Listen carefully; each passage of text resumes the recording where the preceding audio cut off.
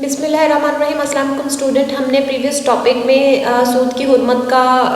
کے حوالے سے پڑھا اور ہم نے دیکھا کہ سود اسلام میں اس کی اجازت نہیں ہے۔ اس سے پہلے ہم نے اس چیپٹر کے اندر بینکنگ سسٹم کے بارے میں پڑھا، جو کنونشنل بینکنگ سسٹم ہے، اور ہم نے دیکھا کہ جو ہمارا کنونشنل اکنامک سسٹم ہے، ہمارا معاشی نظام ہے، وہ سارا سود کے اوپر چل رہا ہوتا ہے، اور اس میں جو سارا نظام معیشت ہے وہ اس کے گرد ہی گھومتا ہے، اور ساری معاشی سرگرمیاں سود کے کو دیکھتے ہوئے جو ہے وہ ہوتی ہیں، جیسے کہ سیونگز ہیں، انویسٹمنٹس ہیں، اس کا فیصلہ لوگ سود کو دیکھتے ہوئے کرتے ہیں۔ اسی طرح سے بینکنگ سسٹم وجود میں آتا ہے جو سارے کا سارا سود پہ چل رہا ہوتا ہے، لیکن چونکہ اسلام میں سود حرام نہیں، سود کی اجازت نہیں ہے، اور اس حوالے سے اگر ہم اپنے معاشی نظام کو سود کے بغیر چلانا چاہیں تو ہم کیا کریں گے؟ تو اب ہم اس ٹاپک میں یہ پڑھیں گے کہ سود کو اگر ہم نکال دیں اپنے معاشی نظام میں سے تو ہمارے پاس کیا آپشنز ہیں، ہم اپنا بینکنگ سسٹم کیسے چلائیں گے، اور ہم اپنا معاشی نظام جو ہے وہ کیسے چلائیں گے۔ اسلام میں بلا سود بینکاری کا تصور، concept of interest free banking in Islam, یہ ہم نے پڑھنا ہے۔ اسلام ایک مکمل ضابطہ حیات ہے جس میں معاشی، معاشرتی، سیاسی، مذہبی مسائل کے حل کے لیے ایک بنیادی لائحہ عمل تجویز کیا گیا ہے۔ جہاں اسلام سود کو حرام قرار دیتا ہے، وہاں اس کے متبادل ایک ایسا مضبوط اقتصادی نظام بھی تجویز کرتا ہے جس کی بنیاد سود کے کھوکھلے نظام کی بجائے تجارت کے مضبوط نظام پر ہے۔ دور جدید میں بینکاری نظام کے فروغ کو معیشت کے سلسلے میں بڑی اہمیت حاصل ہے، لیکن مروجہ نظام بینکاری سود کی اساس پر قائم ہے۔ تو اسلام نے جو سود کو نکالنے کے بعد جو ہے وہ کیا آلٹرنیٹیوز ہوں گے، اور بینکنگ سسٹم ہم جو ہے وہ کس طرح سے چلائیں گے، اس حوالے سے ہم یہاں یہ پڑھیں گے اسلامک موڈز آف فائنانسنگ، یا اسلام میں مالیات کی فراہمی کے طریقے، یعنی کہ روپیہ پیسہ جو ہے عام جو بینکنگ سسٹم ہے اس میں تو سود کے اوپر ہم بینک سے لیتے ہیں، تو اسلامک سسٹم میں جو ہے وہ روپیہ کہاں سے آئے گا؟ آپ کو مالیات چاہیے کاروبار چلانے کے لیے، تو وہ کہاں سے آئے گا؟ یا اسلام میں بزنس کے طریقے، بزنس ان اسلام جو ہے وہ ہم اس میں پڑھیں گے۔ تو ہمارے پاس دو طریقے جو ہیں اسلام میں، کیونکہ اللہ تعالیٰ جو ہے وہ سود کو حرام قرار دیتا ہے اور تجارت کی اجازت دیتا ہے، اللہ تعالیٰ نے تجارت کو برکت کا باعث قرار دیا ہے، تو اسلام میں تجارت کی بہت زیادہ اہمیت ہے، بہت زیادہ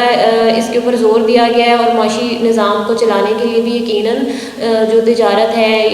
یہ اس کی بہت اہمیت ہے۔ تو یہ دو طریقے ہیں ہمارے پاس، مضاربہ اینڈ شرکہ یا مشارکہ، یہ دو تجارت کے طریقے اسلام میں جس کی اجازت دی گئی ہے۔ تو ان دونوں طریقوں کے بارے میں ہم پڑھیں گے، یہ طریقے کیا ہیں، اور ان دونوں طریقوں کو ہم اسلامک بینکنگ کے اندر یوز کر کے ہم اپنا بینکنگ سسٹم بھی چلا سکتے ہیں، اور ان دونوں طریقوں کو سود کے آلٹرنیٹیو یا متبادل کے طور پہ ہم یوز کر سکتے ہیں۔ تو ہم ون بائی ون ان دونوں طریقوں کو ڈیفائن کرتے ہیں، ڈیفینیشن اور اس کی شرائط اور کنڈیشنز جو ہیں وہ اسٹڈی کرتے ہیں۔ اوکے اسٹوڈنٹس، ہمارا فرسٹ جو اس کے اندر اسلامک بزنس کا طریقہ ہے وہ ہے مضاربت یا مضاربہ۔ یہ ایکچولی جو ہے یہ ایک اردو کا ورڈ نہیں ہے، یہ عربک ورڈ ہے، اور عربک میں اس کو آپ مضاربہ بھی بلا سکتے ہیں اس کو، اور مضاربہ بھی کہہ سکتے ہیں، یعنی کہ دو طرح سے یہ ورڈ جو ہے یہ بولا جا سکتا ہے، کیونکہ عربک میں دو طرح سے یہ پروناؤنس ہوتا ہے۔ تو مضاربہ یا مضاربہ آپ اسے کہہ سکتے ہیں، اور اردو میں اس کو ہم مضاربت کہتے ہیں۔ تو یہ جو ورڈ ہے مضاربہ، اس کا میننگ ہے، یہ جو ورڈ ہے یہ الغرب سے نکلا ہے، جس کے معنی سفر کے ہیں، کیونکہ تجارت میں عموماً سفر درپیش ہوتا ہے۔ علاوہ ازیں یہ مضاربہ فی الارض سے ماخوذ ہے، جس سے مراد ہے زمین کے طول و عرض میں سفر کرنا، جس کا اطلاق مضاربت کے معاملہ میں مضارب کی رب المال کے سرمایہ کے ساتھ جد و جہد پر ہوتا ہے۔ اب ہم اس کی تعریف یوں کر سکتے ہیں کہ مضاربہ ایک ایسا معاہدہ ہوتا ہے یا ایک ایسا معاملہ ہوتا ہے جس میں دو یا دو سے زائد افراد شریک ہوتے ہیں۔ اس میں ایک فریق سرمایہ فراہم کرتا ہے جس کو ہم رب المال کہتے ہیں، اور دوسرا فریق جس کو ہم مضارب کہتے ہیں وہ سرمایہ سے کاروبار کرتا ہے۔ اس معاہدے کے تحت اسے کاروبار کے منافع میں سے ایک متعین نسبت سے حصہ ملے گا، یعنی کہ مضاربہ ایک ایسا کاروبار ہے، ایک ایسا معاملہ ہے، ایک ایسا طریقہ ہے کاروبار کا جس میں دو یا دو سے زائد افراد شریک ہوتے ہیں۔ ٹھیک ہے، آپ نے دیکھا ہوگا کہ عام زندگی میں بہت سارے لوگ ہیں جن کے پاس کاروبار کرنے کی مہارت ہوتی ہے، تجربہ ہوتا ہے، تعلیم ہوتی ہے، اسکل ہوتی ہے، لیکن ان کے پاس پیسے نہیں ہوتے کہ وہ کاروبار کر سکیں۔ اسی طرح سے دوسری طرف وہ لوگ ہیں جن کے پاس سرمایہ ہوتا ہے، پیسے ہوتے ہیں، لیکن ان کے پاس تجربہ یا مہارت نہیں ہوتی، یا ان کے پاس ٹائم نہیں ہوتا کہ اس سے کاروبار کر سکیں. تو ایسی سچویشن میں وہ عام جو ہمارا سودی نظام ہے اس میں تو ایسا شخص جو ہے سرمایہ دار، وہ اپنا پیسہ بینک کو دے دیتا ہے جس میں وہ بیٹھے بٹھائے سود کماتا جاتا ہے، اور خود وہ کچھ نہیں کرتا، اور اس کو کسی چیز سے دلچسپی نہیں ہوتی کیونکہ اسے بیٹھے بٹھائے سود مل رہا ہوتا ہے. لیکن اسلامک نظام میں ایسا نہیں ہوگا. اسلامک نظام میں دو یا دو سے زائد افراد جو ہیں جن میں ایک کے پاس سرمایہ ہے، دوسرے کے پاس کاروبار کرنے کی مہارت ہے، وہ دونوں آپس میں مل جائیں گے، کنیکٹ ہو جائیں گے اور آپس میں معاہدہ کر لیں گے، اور جو شخص جس کے پاس سرمایہ ہے وہ اپنا سرمایہ جو ہے وہ دوسرے شخص کو فراہم کرے گا، جس کو ہم مضارب کہتے ہیں. تو وہ سرمایہ سے کاروبار کرتا ہے. اس طرح سے وہ پہلے سے طے کر لیتے ہیں کہ جب کاروبار میں منافع ہوگا تو وہ اپنے نفع کی جو نسبت ہے وہ طے کر لیتے ہیں کہ جب منافع ہوگا تو اتنا شیئر جو ہے وہ ایک شخص کا ہوگا اور اتنا شیئر جو ہے وہ دوسرے شخص کا ہوگا. تو اس طرح سے پہلے سے طے شدہ نسبتوں سے جو ہے نا وہ شیئر کرتے ہیں منافع کو، اس طرح سے وہ کاروبار کرتے ہیں. اس معاملے میں رب المال سرمایہ کا مالک سرمایہ فراہم کرتا ہے اور مضارب اس سرمایہ پر محنت کر کے اس میں اضافہ کرتا ہے. اس طرح ہونے والے منافع کو پہلے سے متعین کردہ نسبتوں سے تقسیم کر لیتے ہیں. یہ آپ نے یاد رکھنا ہے کہ جو شیئر ہوتا ہے پروفٹ کے اندر وہ پہلے سے طے شدہ ہوگا، یعنی کہ وہ اگر پہلے سے طے شدہ نہیں ہے شیئر پروفٹ کا تو وہ پھر جو مضاربہ کا جو معاہدہ ہے وہ جائز نہیں ہوگا. ٹھیک ہے، یہ اس کی کوئی حیثیت نہیں ہوگی ایسے معاہدے کی. تو اس لیے جو منافع کی شیئر ہے وہ پہلے سے وہ طے کر لیتے ہیں رب المال اور مضارب. ٹھیک ہے، اس میں آپ نے جو ٹرمینالوجی ہے وہ یاد رکھنی ہے رب المال اور مضارب کی. اب ہم یہ مضاربہ کے جو ضوابط پڑھنے سے پہلے جو یہ اس کی جو ٹرمینالوجی، یہ تین آپ نے چیزوں کو یاد رکھنا ہے. مضاربہ میں رب المال کس کو کہتے ہیں؟ وہ شخص جو کہ سرمایہ فراہم کرتا ہے اس کو ہم رب المال کہتے ہیں. رب المال ایک سے زیادہ بھی ہو سکتے ہیں. اس طرح سے مضارب جو ہے وہ شخص ہوتا ہے جو اس رب المال کے فراہم کردہ جو سرمایہ ہے اس سے کاروبار کرتا ہے، اپنی مہارت پرووائڈ کرتا ہے. ٹھیک ہے، رب المال سرمایہ فراہم کرتا ہے اور مضارب جو ہے وہ اپنی مہارت پرووائڈ کرتا ہے یا اپنی لیبر محنت پرووائڈ کرتا ہے. مضارب جو ہے وہ بھی ایک سے زیادہ ہو سکتے ہیں، ایک فریق بھی ہو سکتے ہیں، ایک فرد بھی ہو سکتے ہیں اور ایک سے زیادہ بھی ہو سکتے ہیں. اسی طرح رب المال جو ہے وہ ایک شخص بھی ہو سکتا ہے، ایک سے زیادہ اشخاص بھی ہو سکتے ہیں. تو اس طریقے سے وہ آپس میں معاہدہ کرتے ہیں. اس طرح راس المال جو ہے، راس المال وہ سرمایہ ہوتا ہے جو رب المال مضارب کو پرووائڈ کرتا ہے. ٹھیک ہے، اگر رب المال نے مضارب کو 1,00,000 روپیہ پرووائڈ کیا ہے تو جو راس المال ہے وہ 1,00,000 روپیہ ہوگا. یا رب المال جو ہے وہ مضارب کو ایک مشینری پرووائڈ کرتا ہے کاروبار کرنے کے لیے تو وہ راس المال جو ہے وہ ایک مشینری، اس مشینری پہ مشتمل ہوگا. ٹھیک ہے، امید ہے یہ آپ کو سمجھ میں آ گیا ہوگا. اب ہم اس کے ضوابط کرتے ہیں. مضاربہ جو ہے مضاربت، اس کے جو ضوابط کیا ہیں؟ کاروبار شروع کرنے سے پہلے مضارب رب المال کی طرف سے سرمایہ فراہم کرنے کے بعد سرمایہ کی حیثیت امانت کی سی ہوگی. ٹھیک ہے، ابھی جو ہے کاروبار یعنی کہ دونوں نے معاہدہ کیا ہے لیکن ابھی کاروبار شروع نہیں ہوا. ٹھیک ہے، معاہدہ دونوں نے آپس میں کر لیا ہے مضاربہ کا، لیکن ابھی کاروبار سٹارٹ نہیں ہوا تو وہ جو رب المال ہے وہ مضارب کو مال فراہم کر دیتا ہے. تو اس مال کی حیثیت جو ہے نا وہ امانت کی سی ہوگی. تو اب یہ مال جو ہے وہ مضارب کے پاس ایک امانت کی حیثیت رکھتا ہے. جب تک کاروبار نہیں شروع ہو جاتا وہ مال جو ہے وہ امانت کی سی حیثیت رکھے گا، اور اس امانت کی حفاظت جو ہے وہ مضارب کی ذمہ داری ہے. اگر یہ جو ہے یہ جو مال ہے اس کا اگر وہ ضائع ہو جاتا ہے اور اس کے اندر مضارب کی وجہ سے وہ ضائع ہوتا ہے، اس میں اس کی غیر ذمہ داری ہے کی وجہ سے ضائع ہوتا ہے وہ مال، تو جو مضارب ہے وہ جو مال ہے وہ اس کو کمپنسیٹ کرے گا، وہ رب المال کو ادائیگی کرے گا اگر اس نے خود جان بوجھ کے ضائع کیا ہے. لیکن اگر کسی ایسی وجہ سے ضائع ہوا ہے، جو ایسے حالات کی وجہ سے ضائع ہوا ہے وہ مال جس کے اندر مضارب کا کنٹرول نہیں تھا، انکنٹرولیبل ایونٹس کی وجہ سے ضائع ہوا ہے اگر وہ مال، تو پھر وہ مضارب اسے پرووائڈ نہیں کرے گا، وہ مال اس کی کمپنسیشن نہیں کرے گا. کاروبار شروع ہونے کے بعد مضارب کی حیثیت رب المال کے وکیل کی سی ہو جاتی ہے. ٹھیک ہے، اب کاروبار پہلے شروع نہیں ہوا تھا تو وہ مال جو ہے وہ امانت کی حیثیت رکھتا تھا. اب کاروبار سٹارٹ ہو گیا ہے. ٹھیک ہے، جو بھی کاروبار تھا وہ شروع ہو گیا. جیسے اگر پروڈکشن کا کاروبار، اچھا یہ کاروبار کوئی بھی ہو سکتا ہے، آپ مداربہ کے ذریعے کوئی بھی کاروبار کر سکتے ہیں. آپ تجارت کا کاروبار بھی کر سکتے ہیں، پروڈکشن کا کاروبار بھی کر سکتے ہیں، مینوفیکچرنگ کا یعنی کہ کوئی چیز آپ پیدا کرنے کا کاروبار بھی کر سکتے ہیں، سروسز بزنس یعنی کہ کوئی بھی کسی بھی قسم کا کاروبار کر سکتے ہیں آپ.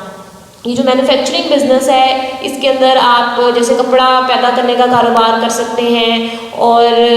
کوئی بھی انڈسٹری لگا سکتے ہیں مداربہ کے تحت جو چل رہی ہوتی ہے. کوئی سروس کا بزنس بھی ہو سکتا ہے. تو اس طریقے سے جو ہے نا وہ کاروبار جب سٹارٹ ہو جاتا ہے تو وہ جو مال پرووائڈ کیا ہوتا ہے رب المال نے، تو وہ مدارب وکیل کی حیثیت رکھتا ہے. وکیل کون شخص ہوتا ہے؟ وکیل ایسا شخص ہوتا ہے جو دوسرے کے بہاف پہ کام کرتا ہے اور اس کے پاس کچھ قانونی اختیارات ہوتے ہیں. رب المال کے بہاف پہ جو ہے وہ مختلف فیصلے کرنے کا اختیار رکھتا ہے قانونی طور پہ، اس لیے وہ رب المال کے وکیل کی حیثیت رکھتا ہے. کاروبار میں منافع ہونے کی صورت میں مدارب کی حیثیت مالیاتی مال کے معاہدے کے شریک کی ہو جاتی ہے. اب کاروبار جو ہے وہ سٹارٹ ہونے کے بعد جو ہے وہ بزنس،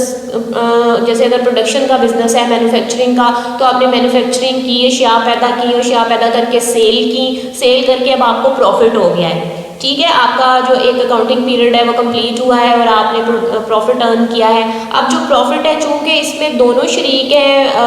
معاہدے کے تحت، جو معاہدہ چونکہ مداربہ کا معاہدہ اسی چیز کے اوپر مشتمل ہوتا ہے کہ دونوں اس منافع میں شریک ہوں گے. تو اب منافع ہو گیا ہے تو اب جو ہے رب المال اور مدارب دونوں کی جو حیثیت ہے، دونوں کی حیثیت وہ ایک شریک کی ہے. ٹھیک ہے، وہ دونوں جو ہے وہ شیئر ہولڈر ہیں اس پروفٹ کے اندر. جتنا بھی شیئر ہو سکتا ہے وہ دونوں شیئر ہولڈر ہوں گے. ہر شریک کو ایک معینہ اور طے شدہ نسبت سے منافع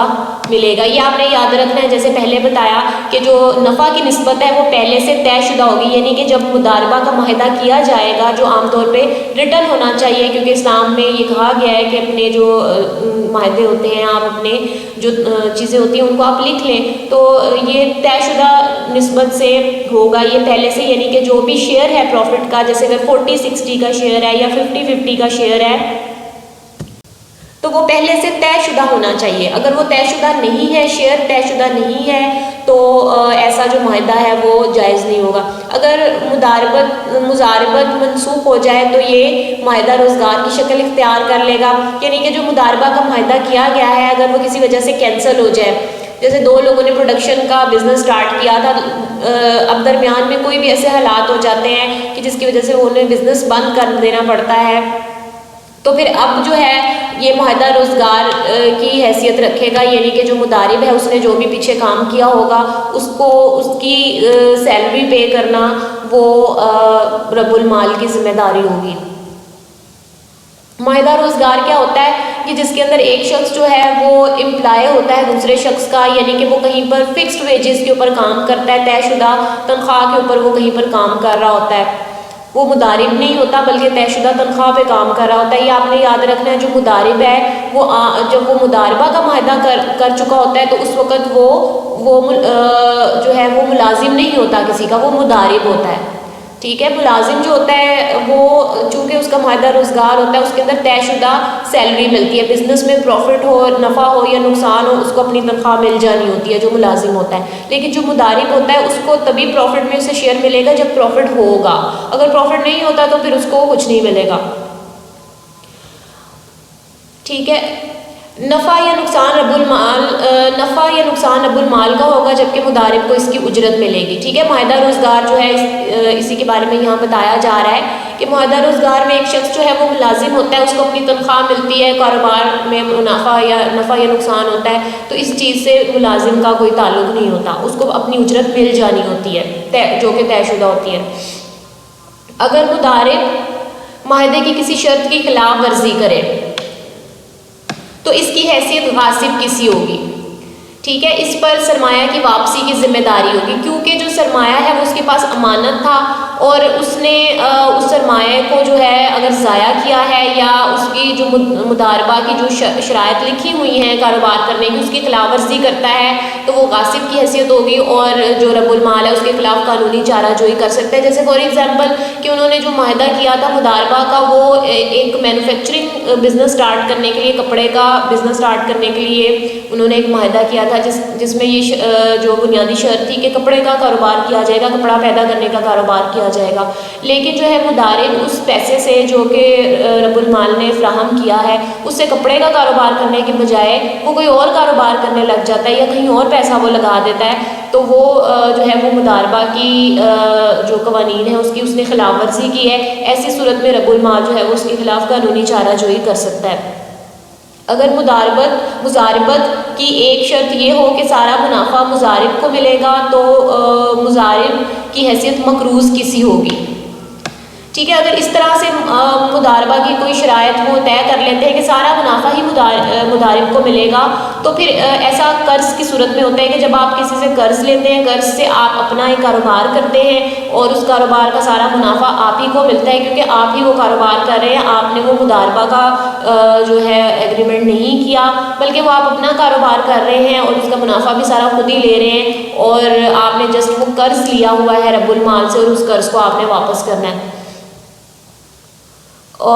تو ایسی سچویشن میں یہ مضاربت کا معاملہ نہیں ہوگا بلکہ یہ قرض کا معاملہ ہوگا. مضاربت یا مضاربہ میں یہ ہوتا ہے کہ دو یا دو سے زائد فریق جو ہیں طے شدہ نسبت سے وہ معاہدہ کر لیتے ہیں جس میں انہوں نے نفع کی جو نسبت ہے وہ طے کی ہوتی ہے پہلے سے کہ کس کو کتنا شیئر ملے گا, یہ سب پہلے سے وہ طے کیا ہوتا ہے انہوں نے. اب اس میں ہم یہ دیکھتے ہیں کہ مضاربہ میں جو دونوں افراد جو ہیں چونکہ انہوں نے اپنے پروفٹ کا جو شیئر ہے وہ پہلے سے طے کیا ہوتا ہے. مضاربہ ایک ایسا معاملہ ہوتا ہے جس میں دونوں جو دو فریق ہیں یہ رب المال اور مضارب جو ہیں یہ اپنے شیئرز کو طے کر لیتے ہیں. اگر وہ شیئرز انہوں نے پہلے سے طے نہیں کیے تو وہ معاہدہ کیونکہ جائز ہی نہیں ہوگا. تو جو شیئرز ہیں اب اس کے اوپر ہم تھوڑا سا ڈسکس کر لیتے ہیں کہ مضاربہ میں جو دونوں کے شیئرز ہیں وہ کوئی بھی ہو سکتے ہیں, یعنی کہ ضروری نہیں دونوں کے equal share who. For example یہ جو شیئر ہے اس کا رب المال, اس کا جو شیئر ہے وہ 50% ہو سکتا ہے کہ دیکھیں کہ یہ دونوں کے شیئرز میں نے لکھے ہوئے ہیں کہ اس طرح بھی شیئر ہو سکتا ہے کہ دونوں جتنا بھی پروفٹ ہوگا اس کا آدھا آدھا وہ آپس میں تقسیم کر لیں گے. وہ پہلے سے طے کر لیتے ہیں کہ آدھا اسے ملے گا اور آدھا اسے ملے گا, تو دونوں کا شیئر 50-50 ہوگا. یہ بھی ہو سکتا ہے کہ ایک کا زیادہ ہو جائے دوسرے کا تھوڑا ہو جائے, جیسے کہ جو جتنا بھی پروفٹ ہوگا اس کا جو 60% ہے وہ رب المال کو ملے اور باقی کا جو 40% ہے وہ مضارب جو ہے وہ لے گا, یعنی کہ زیادہ شیئر رب المال لے رہا ہے. یہ بھی ہو سکتا ہے کہ جو رب المال ہے وہ تھوڑا شیئر لے لے, ٹھیک ہے, اور 30% شیئر لے لیا اس نے اور مضارب جو ہے یہ باقی کا 70% جو ہے وہ شیئر وہ لے رہا ہے. تو یعنی کہ یہ دونوں جو ہے نا ان کے شیئرز ڈفرینٹ بھی ہو سکتے ہیں, ایکول بھی ہو سکتے ہیں. رب المال کا شیئر بھی زیادہ ہو سکتا ہے, مضارب کا بھی شیئر زیادہ ہو سکتا ہے, لیکن جتنا بھی شیئر ہوگا وہ انہوں نے یہ جو شیئرز ہیں یہ طے شدہ ہوں گے پہلے سے, اور یہ یا پرسنٹیج کی شکل میں ہوگا یا ریشو کی شکل میں ہوگا. ٹھیک ہے, ہم اس کو ریشو یا پرسنٹیج کی شکل میں ہم لکھ سکتے ہیں. ہم یہ نہیں کہہ سکتے کہ جو رب المال ہے اس کا جو شیئر ہے یہ پروفٹ میں سے اس کو جو ہے نا 10,000 روپیہ ملے گا,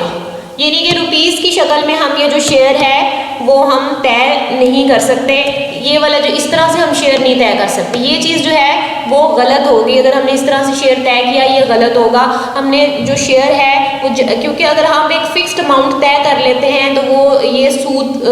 کا معاملہ بن جاتا ہے کہ سود میں بھی ایک اماؤنٹ جو ہے وہ آپ فکسڈ ہو جاتی ہے, تو یہ نہیں ہوگا کہ کیونکہ نفع جو ہے وہ ضروری نہیں 10,000 ہو, نفع 10,000 سے زیادہ بھی ہو سکتا ہے, کم بھی ہو سکتا ہے, زیرو بھی ہو سکتا ہے نفع. یہ بھی ہو سکتا ہے کہ لاس ہو جائے.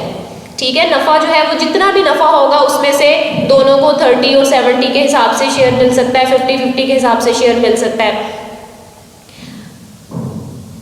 اور اب ہم یہ ڈسکس کرتے ہیں کہ ان کیس اگر لاس ہو جاتا ہے, ٹھیک ہے, لاس اگر ہو جاتا ہے تو پھر ایسی سچویشن میں کیا ہوگا. لاس اگر ہو تو پھر یہ رب المال کا کتنا شیئر ہوگا اور مضارب کا کتنا شیئر ہوگا. تو یہاں پر ہم یہ لوس کا شیئر دیکھ لیتے ہیں، کیونکہ جو پروفٹ کا شیئر ہے وہ دونوں کے ایگریمنٹ پہ ڈیپینڈ کرتا ہے کہ دونوں نے اپنی میوچول رضامندی سے کیا طے کیا ہے، کیونکہ مضاربہ کا معاہدہ دو لوگوں کی باہمی رضامندی سے ہوتا ہے، دو عاقل بالغ افراد کے درمیان باہمی رضامندی سے ہوتا ہے، اور وہ دونوں کوئی بھی پرسنٹیج جو ہے پروفٹ کا طے کر سکتے ہیں۔ لیکن اگر لاس ہو تو لاس جو ہے وہ کون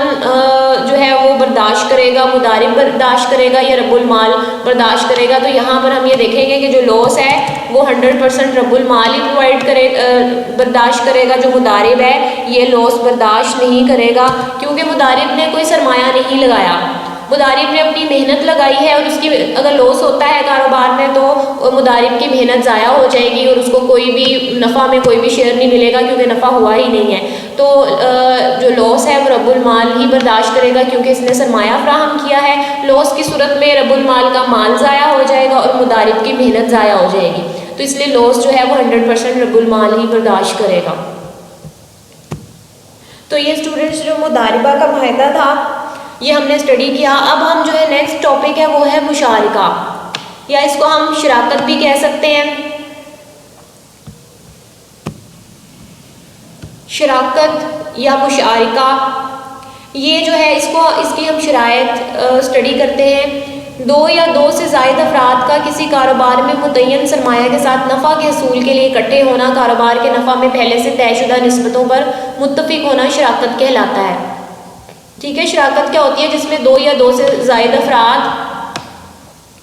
سرمایہ فراہم کرتے ہیں۔ ہم نے مضاربہ میں پڑھا تھا کہ اس میں ایک شخص سرمایہ فراہم کرتا ہے اور ایک شخص جو ہے وہ اپنی سکل یا محنت پرووائڈ کرتا ہے، لیکن مشارکہ میں جتنے بھی افراد شریک ہوتے ہیں وہ سارے ہی سرمایہ فراہم کرتے ہیں۔ ٹھیک ہے، اور محنت بھی سارے ہی فراہم کر سکتے ہیں، تو سرمایہ کے جو شیئرز ہیں وہ ڈفرینٹ ہو سکتے ہیں۔ ٹھیک ہے، اس میں ایسا نہیں ہوگا کہ ایک شخص صرف محنت پرووائڈ کر رہا ہے، سرمایہ سارے فراہم کر رہے ہوتے ہیں۔ دو افراد ہیں اگر اے اور بی، تو دونوں نے ہی سرمایہ فراہم کیا ہوتا ہے۔ اب اس کے جو ضوابط ہیں وہ ہم دیکھتے ہیں۔ ہر فریق کا حصہ نسبت یا فیصد کی صورت میں پہلے سے طے شدہ ہوگا، جیسا کہ میں نے آپ کو پہلے بتایا کہ اس کے اندر بھی جیسے مضاربہ میں ہوتا ہے، اس میں بھی جو شیئرز ہوتے ہیں پروفٹ کے وہ پہلے سے طے شدہ ہوتے ہیں، یعنی کہ معاہدے کے اندر ریٹن فارم میں انہوں نے پہلے سے طے کر لیا ہوتا ہے کہ کس کا کتنا پرسنٹ شیئر ہے، 50-50 شیئر ہے یا 50 یا 60 اور 40 ہے، یا 40 اور 60 ہے، 70-30 ہے یا 30-70، جو بھی شیئر ہوگا دونوں کا، اگر دو افراد ہیں تو انہوں نے پہلے سے طے کیا ہونا چاہیے نسبت کی صورت میں۔ جیسے نسبت کی صورت میں اس طرح سے ہو سکتا ہے 1/2 یا 3/4 اور 1/4، اس طرح سے جو شیئر ہے وہ ریشو یا پرسنٹیج کی صورت میں انہوں نے پہلے سے طے کیا جانا چاہیے ان کو۔ نفع کی تقسیم میں فریقین کے سرمایہ عملی شمولیت اور ذمہ داری کو پیش نظر رکھ کر نفع کو متعین کیا جا سکتا ہے۔ اس میں اب ہم دیکھتے ہیں کہ یہ کیا ہے۔ اوکے اسٹوڈنٹ، سیکنڈ جو ہے یہ پوائنٹ ہے، نفع کی تقسیم میں فریقین کی سرمایہ عملی شمولیت اور ذمہ داری کو پیش نظر رکھ کر نفع کو متعین کیا جائے گا۔ تھرڈ پوائنٹ ہے، مسلسل جاری کاروبار میں نقصانات کا ازالہ آئندہ ہونے والے نفع سے کیا جا سکتا ہے۔ فورتھ پوائنٹ ہے، اصل سرمایہ کے مالکان کو واپس ملنے کے بعد ہی نفع کے حقدار نفع کے مالک قرار پائیں گے۔ ففتھ پوائنٹ ہے، مساوی سرمایہ کے باوجود نفع کی نسبتیں مختلف ہو سکتی ہیں۔ اس کو ہم ایک ایگزامپل کے ذریعے دیکھ لیتے ہیں کہ دیکھیں دو افراد ہیں، مشارکہ کی ایک ایگزامپل میں نے دی ہوئی ہے آپ کو یہ کہ دو افراد ہیں اے اور بی۔ ٹھیک ہے، مشارکہ میں جتنے بھی افراد ہوتے ہیں وہ سب نے کچھ نہ کچھ سرمایہ لگایا ہوا ہوتا ہے۔ تو اب ہم میں نے یہاں پر 5000 لکھا ہوا ہے، یعنی کہ پہلا جو شخص ہے اے شخص، اس نے بھی ₹5000 جو ہے وہ اس نے انویسٹ کیا ہے کاروبار میں، اور جو دوسرا شخص ہے اس نے بھی 5000 انویسٹ کیا ہے، یعنی کہ جو دونوں ہیں ان کی جو انویسٹمنٹ ہے وہ ₹5000 ہے، یعنی کہ دونوں نے برابر سرمایہ لگایا ہے۔ اب جو پروفٹ کا شیئر ہے یہ انہوں نے پہلے سے طے کرنا ہوتا ہے، اور وہ یہاں پروفٹ کا شیئر جو ہے دونوں کا ڈفرینٹ ہے۔ یہ دیکھیں پہلا جو شخص ہے اس نے 60% پروفٹ میں شیئر لے رہا ہے، دوسرا شخص جو ہے وہ 40% پروفٹ میں شیئر لے رہا ہے، یعنی کہ جو حالانکہ سرمایہ دونوں کا برابر ہے لیکن پروفٹ کی شیئر ڈفرینٹ اس وجہ سے ہو سکتا ہے کیونکہ ہو سکتا ہے کہ جو اے شخص ہے وہ کاروبار میں زیادہ رول پلے کرتا ہو، زیادہ اس کو تجربہ ہو کاروبار چلانے کا، تو وہ زیادہ ٹائم دیتا ہو کاروبار کو، یا سینئر ممبر ہو وہ، اس وجہ سے کوئی بھی یا ایج شخص جو ہے اس کی گڈ ول کی وجہ سے بھی اس کو زیادہ شیئر مل سکتا ہے، کیونکہ کاروبار میں گڈ ول کا بھی معاوضہ ہوتا ہے۔ تو اس طرح سے جو یہ شخص ہے اس کا شیئر زیادہ ہے، حالانکہ دونوں نے ایکول سرمایہ لگایا ہے، لیکن یہ شخص شیئر زیادہ لے رہا ہے اور بی شخص جو ہے وہ تھوڑا لے رہا ہے شیئر۔ تو یہاں پر یہ بھی آپ نے دیکھ رہے ہیں آپ کے جو شیئر ہے وہ پرسنٹیج کی شکل میں طے شدہ ہے، یہ ضروری نہیں، کیونکہ یہ امپورٹنٹ چیز ہے کہ شیئر جو ہے ریشو یا پرسنٹیج کی شکل میں طے ہوگا۔ شیئر ہم اس طرح سے نہیں طے کر سکتے کہ اے شخص جو ہے اس کو 1000 روپیہ ملے گا، بی شخص کو جو ہے وہ اتنے % ملے گا، یعنی کہ اماؤنٹس کی صورت میں شیئر کو ہم نہیں طے کرتے۔ جب بھی معاہدہ کریں گے مشارکہ کا تو وہ پرسنٹیج یا نسبت کی صورت میں شیئر اس کے اوپر لکھا ہوگا، اگر وہ نہیں لکھا ہوگا تو وہ جائز نہیں ہے۔ اسی طرح سے یہ بھی مشارکہ کی ایک شرط ہے کہ جو اس میں انویسٹمنٹ کی گئی ہے یا جو راس المال ہے یہ دونوں کا پہلے یعنی کہ یہ کلیئرلی ڈیفائن کیا ہوگا کہ اس نے اتنے پیسے لگائے ہیں، اس نے اتنے پیسے لگائے ہیں۔ اگر وہ کلیئر نہیں یعنی کہ پتہ چل رہا کہ کس نے کتنے پیسے لگائے ہیں تو ایسی سچویشن کے اندر یہ چیز آپ کو شروع میں کلیئر کرنا ضروری ہے، معاہدہ کرنے سے پہلے اس کے اوپر لکھنا ضروری ہے کہ کس شخص نے کتنے پیسے دیے ہیں۔ اگر کسی کی بھی جو کنٹریبیوشن ہے وہ کلیئر نہیں ہے، کلیئرلی ڈیفائن نہیں ہے تو پھر ایسی صورت میں بھی وہ معاہدہ جائز نہیں ہوگا۔ اب ہم آ جاتے ہیں لاس کے شیئرز کی طرف۔ اب دیکھیں آپ پروفٹ کا جو شیئر ہے وہ ڈیفرنٹ ہو سکتا ہے، وہ ضروری نہیں ہے کہ انویسٹمنٹ کے شیئر کے حساب سے ہو، لیکن جو لاس میں شیئر ہے وہ برابر ہے دونوں کا، کیونکہ انویسٹمنٹ برابر ہے تو اس لیے جو لاس کا جو شیئر ہے وہ انویسٹمنٹ کے شیئر کے حساب سے ہوگا، یعنی کہ جتنا پیسے لگایا ہے کیپٹل میں جتنی کنٹریبیوٹ کیا ہے، کنٹریبیوشن ہے اے اور بی دونوں جو ہے جو شیئر ہولڈرز ہیں تو لاس دونوں نے برابر برابر برداشت کرنا ہے، کیونکہ جو لاس ہے وہ سرمایہ کے حساب سے ہوتا ہے، وہ ایکول ہی ہوگا کیونکہ سرمایہ ایکول لگایا ہے۔ اب دیکھیں جو یہاں پر یہ تھرڈ پوائنٹ تھا اس میں یہ لکھا ہوا ہے کہ نقصانات کا ازالہ آئندہ ہونے والے نفع سے کیا جا سکتا ہے۔ عام طور پہ جو ہے کوئی بھی جو کاروبار چل رہے ہوتے ہیں جو جوائنٹ اسٹاک کمپنیز ہیں تو اس میں آپ نے پڑھا ہوگا کہ بڑے کاروباری جو ادارے ہوتے ہیں وہ لاس کو جو ہے وہ پچھلے سالوں کے منافع میں سے جو ہے وہ پورا کر لیتے ہیں، یعنی کہ وہ لاس اور پروفٹ جو ہے لاس جو ہے وہ بیلنس کر کے شو کرتے ہیں۔ کبھی بھی ایسا نہیں ہوتا کہ وہ اس میں جو لاس جو ہے وہ ہمیشہ ایک نفع یا لاس ایک جیسا ہو، نفع کبھی بہت زیادہ ہوتا ہے، کبھی بہت کم ہوتا ہے، کبھی زیرو ہوتا ہے، کبھی لاس ہو جاتا ہے۔ تو وہ جو اچھے کاروباری ادارے ہیں، جو اچھے جن کے اکاؤنٹس ہیں، مینجمنٹ اچھی ہے، تو وہ ہر سال جو ہے وہ سارا نفع جو ہے وہ شیئر ہولڈرس کو نہیں دیتے بلکہ اس کو بیلنس کر کے دیتے ہیں تاکہ وہ ہر سال ایک خاص جو ہے لیول پہ منافع انہیں ملتا رہے، تو پچھلے سالوں کے جو منافع ہوتے ہیں ان سے وہ لاس کو پورا اس طرح سے کر لیا جاتا ہے۔ تو اب یہ جو نیچے ہے حصصی شراکت، اس کے اندر یہ بتایا ہوا ہے کہ جو یہ ہم نے جو طریقہ پڑھا ہے مشارکہ کا یہ بینک میں کس طرح سے یوز ہوگا سود کے آلٹرنیٹیو کے طور پہ۔ تو عام جو بینکنگ کا نظام ہے، سودی نظام، اس میں تو یہ ہوتا ہے کہ آپ بینک سے کوئی بھی کاروباری ادارہ ہے یا فرم ہے آپ کی، تو آپ کو کوئی پروجیکٹ سٹارٹ کرنا ہے، اس کے لیے آپ کو قرض چاہیے تو آپ کو بینک سے جاتے ہیں، اس سے قرض لے لیتے ہیں اور بینک کو سود ادا کرتے ہیں۔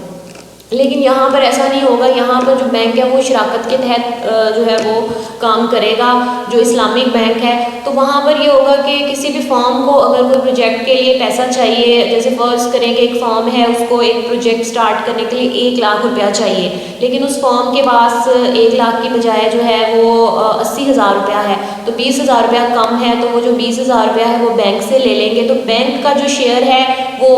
یعنی کہ 20% ہوگا اور جو فرم ہے اس کا شیئر جو ہے وہ 80% ہوگا۔ اس طرح سے 80 اور 20 کی شراکت سے جو ہے وہ کاروبار چلے گا، یعنی کہ مشارکہ کا معاہدہ کر لیا جائے گا بینک سے قرض کا معاہدہ کرنے کی بجائے۔ تو اس طرح سے جو جب پھر فرم جو ہے وہ کاروبار کرتی ہے اس پیسے سے، اس کے بعد اسے منافع ہوتا ہے تو وہ منافع جو ہے وہ بینک کو بھی اس میں شیئر دیں گی، یعنی کہ سود بینک کو دینے کی بجائے منافع میں سے شیئر دیا جائے گا، جتنا بھی منافع ہوگا اس میں سے بینک کا شیئر ہوگا جو کہ پہلے سے طے کر لیا جائے گا۔ اس طرح سے جو ہے اسلامک بینکنگ کا نظام چلے گا شراکت کے تحت۔ اب یہ جو ہے یہ دیکھیں یہ ان ٹاپکس کے اندر جو ہے یہ بتایا ہوا ہے جو آپ نے پیچھے پڑھا ہے مشارکہ، مضاربہ، تو یہ طریقہ کار جو ہے وہ بینک میں کس طرح سے یوز ہوں گے اور سود کے آلٹرنیٹیو کے طور پہ۔ تو یہ کرایہ داری کی شراکت جو ہے، رینٹل شیئرنگ، اسی طرح سے خریداری پر مبنی کرایہ، لیز فائنانسنگ ہے، مارک اپ ہے، قرض حسنہ ہے، یہ طریقہ کار جو ہے اسلامک بینک میں یوز ہوں گے۔ تو اسلامک بینک جو ہے وہ عام طور پہ یہ طریقہ بھی اختیار کرتا ہے کہ وہ کوئی جائیداد خرید کے اپنے گاہک کو دے دیتا ہے، تو وہ گاہک جو ہے وہ اس جائیداد کا جو ہے وہ کرایہ ادا کرتا رہتا ہے۔ جو خریداری پر مبنی کرایہ جو ہے اس ٹاپک میں یہ بتایا ہوا ہے کہ کوئی بھی جو اسلامک بینک ہے جو کہ وہ سود تو نہیں لیتا، تو اس طرح سے وہ اپنے جو فارمز ان کے پاس آتی ہیں سرمایہ لینے کے لیے، تو وہ اس سرمایہ سے انہوں نے کچھ نہ کچھ خریدنا ہوتا ہے، کوئی اثاثہ خریدنا ہوتا ہے۔ تو جیسے کوئی بلڈنگ خریدنی ہے تو بلڈنگ خریدنے کے لیے ان کو قرض چاہیے، تو اسلامک بینک میں وہ قرض تو نہیں لیں گے، بلکہ وہ جو بلڈنگ انہوں نے خریدنی ہے وہ اسلامک بینک اپنے نام پہ خرید کے اپنے جو وہ فارم ہے جو ان کا کلائنٹ ہے ان کو دے دے گا، اور ان سے وہ سود کی بجائے کرایہ وصول کرے گا۔ اس طرح سے جو ہے وہ کرایہ وصول کرتا رہے گا، اور at the end of period وہ جو ایسٹ ہے وہ اس کلائنٹ کو منتقل ہو جائے گا، یعنی کہ جو بینکس ہیں اسلامک بینک جو انہوں نے اثاثہ خرید کے کرائے پہ دیا ہوا تھا اپنے کلائنٹ کو، تو اس طرح سے وہ اثاثہ جو ہے وہ اپنے کلائنٹ کو ہی وہ فروخت کر دیں گے، تو اس طرح سے وہ ان کو منتقل ہو جائے گا۔ تو یہ طریقہ اسلامک بینک اختیار کرتے ہیں۔ یا قرض حسنہ بھی دیتے ہیں وہ، یعنی کہ بغیر سود کے، جیسے گورنمنٹ جو ہے طلباء و طالبات اور ضرورت مند لوگوں کے لیے ہر گورنمنٹ جو ہے کچھ اس طرح کے پروگرام سٹارٹ کرتی ہے جس پہ ان کو قرض حسنہ دیا جاتا ہے، بہت کم جو ہے یعنی کہ انٹرسٹ فری قرضہ دیا جاتا ہے، اس پہ سود وصول نہیں کیا جاتا۔ تو یہ طریقہ کار اختیار کیے جاتے ہیں اسلامک بینکنگ میں۔ تو اس ٹاپک میں آپ نے دیکھا کہ مضاربہ اور جو مشارکہ کے معاہدے ہیں یہ دو افراد کے درمیان بھی ہو سکتے ہیں، دو سے زیادہ افراد کے درمیان بھی ہو سکتے ہیں، اور مختلف فرموں کے درمیان اور فرم اور بینک کے درمیان بھی ہو سکتا ہے مضاربہ اور مشارکہ کا معاہدہ۔ تو اس طرح سے بینکس جو ہیں اپنے کلائنٹس کے ساتھ مضاربہ یا مشارکہ کا معاہدہ کر کے سود کے بغیر جو ہے وہ اپنے نظام کو چلائیں گے، اس طرح لوگوں کی بھی مالیاتی ضروریات پوری ہوں گی، اور بینکنگ کا سسٹم بھی چلتا رہے گا، اور پوری معیشت میں جو ہے وہ سرمایہ اس کی گردش ہوتی رہے گی اور کاروباری نظام چلتا رہے گا۔ تو امید ہے یہ ٹاپک آپ کو سمجھ میں آ گیا ہوگا۔ اگر آپ کے ذہن میں کوئی کوسچن ہے تو آپ پوچھ سکتے ہیں۔ کیپ واچنگ، اللہ حافظ۔